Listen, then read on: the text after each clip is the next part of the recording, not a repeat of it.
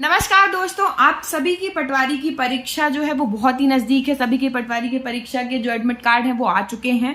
ये वीडियो रहने वाला है कंप्यूटर के रिवीजन के लिए। तो चलिए शुरू करते हैं। इसमें मैं आपको सभी जो भी इंपॉर्टेंट क्वेश्चंस हैं वो लगातार करवाऊंगी, ठीक है। तो वीडियो पूरा देखिएगा और आपको अच्छा लगे तो इसे शेयर करिएगा। सबसे पहले हम शुरू करते हैं। Punch cards were first introduced by, यानी पंच कार्ड को सबसे पहले किसने इंट्रोड्यूस्ड किया था? तो ये इंट्रोड्यूस्ड किया था हरमन होलरिथ ने, ठीक है। दूसरा सवाल है आपका, word length of a personal computer is, यानी पर्सनल कंप्यूटर में जो शब्दों की लंबाई होती है वो कितनी होती है? तो वो होती है आपकी 8 bits. Operating system editors and debuggers comes under, यानी पहली चीज आपका ऑपरेटिंग सिस्टम, दूसरा आपका एडिटर्स और डिबगर्स, ये सारी चीजें किसके अंदर आती हैं? तो ये सिस्टम सॉफ्टवेयर के अंदर आती हैं, ठीक है। अगला सवाल है आपका, डीएमए स्टैंड्स फॉर, यानी कि डीएमए का फुल फॉर्म क्या होता है? तो ये होता है डायरेक्ट मेमोरी एक्सेस। क्या होता है? Direct memory access. When did John Napier develop logarithm? यहां से देखिए, इस सवाल से आपकी दो चीजें क्लियर होती है। एक तो ये कि जॉन नेपियर ने लॉगरिथम को डेवलप किया था, और इन्होंने कब किया था? 1614 में, ठीक है। कब किया था? 1614 में। अगला सवाल, the second generation computer was based on, यानी जो सेकेंड जनरेशन का कंप्यूटर था वो किस पर आधारित था? तो सेकेंड जनरेशन का जो कंप्यूटर था वो आपका आधारित था ट्रांजिस्टर पर, ठीक है। फर्स्ट जनरेशन का कंप्यूटर आपका किस पर आधारित था? वैक्यूम ट्यूब पर। सेकेंड जनरेशन आपका आधारित था ट्रांजिस्टर पर। थर्ड जनरेशन का जो कंप्यूटर था वो आपका आधारित था सिलिकॉन चिप्स पर। और जो आपका फोर्थ जनरेशन का कंप्यूटर था वो किस पर आधारित था?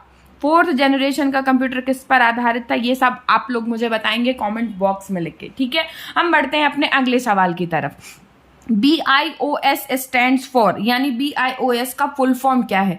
आपकी परीक्षा में आपको 2 से 3 नंबर के एब्रीविएशंस कहने का मतलब है कि फुल फॉर्म आपको देखने को मिलेंगे, तो इनको आप मिस नहीं कर सकते, इनको आप जरूर से पूरा करके जाइएगा, ठीक है।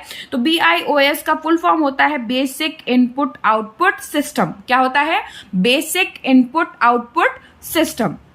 अगला सवाल, what do you call a single point on a computer screen, यानी सपोज ये आपकी स्क्रीन है, यहाँ पे आप जब ऐसे पॉइंट करते हो तो आप इसको क्या बोलोगे? तो इसको हम कहते हैं पिक्सल। क्या कहते हैं? पिक्सल।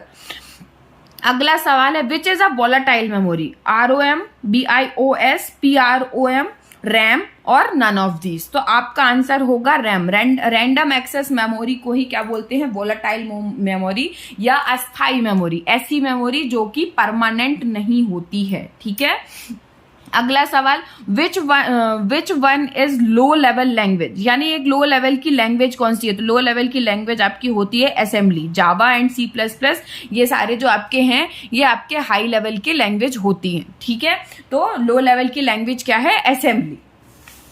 अगला सवाल, the digital signals can be represented by, जो डिजिटल सिग्नल्स रिप्रेजेंटेड करे जाते हैं वो किसके द्वारा रिप्रेजेंट किए जाते हैं? बाइनरी कोड्स के द्वारा, 0 या 1 के द्वारा, हाई या लो, या फिर all of the above.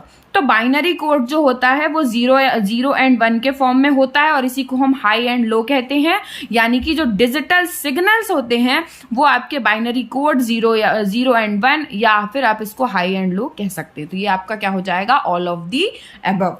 Which among the following is correct, इसमें से कौन सा है जो कि आपका सही है? 1 KB क्या होता है? 8 बाइट्स। 1 MB क्या होता है? 8 KB। या 1 KB क्या होता है? 1024 बाइट्स, या फिर नन ऑफ दी अबव। तो इसमें से आपका सही जवाब है 1 KB is equal to 1024 bytes, ठीक है।